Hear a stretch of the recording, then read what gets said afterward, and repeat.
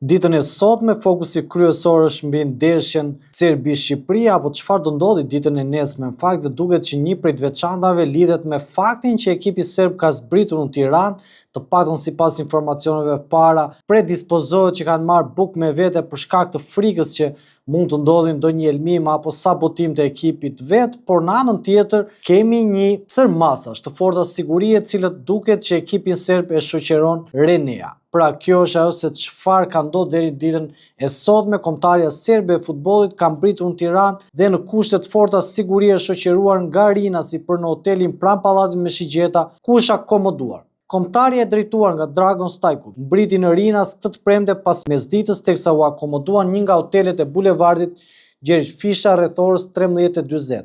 Që nga shkelja e tyre në aeroport, gjithë stafi serb ishte i shoqëruar në masa të rrepta sigurie nga policia e shtetit dhe Renea për të shmangur çdo problem. Gjithashtu ekipi i Serbisë ka me vete dhe stafin e vet të sigurisë, ndërsa nuk do të mungojë as guzhunjeri. Si shumë ekipe në botë, edhe Serbia udhëtoi në Tiranë me guzhunjer me vete. Më shumë se mosbesim për ushqimin e gatuar në hotelin ku po qëndrojnë, serbët duan marrin kaloritë dhe dietën e dur përpara një ndeshje që është decisive për vendin e dytë në grupin K, i cili megjithëse do diskutohet mes Shqipërisë dhe Serbisë deri në fund të këtyre kualifikuesve.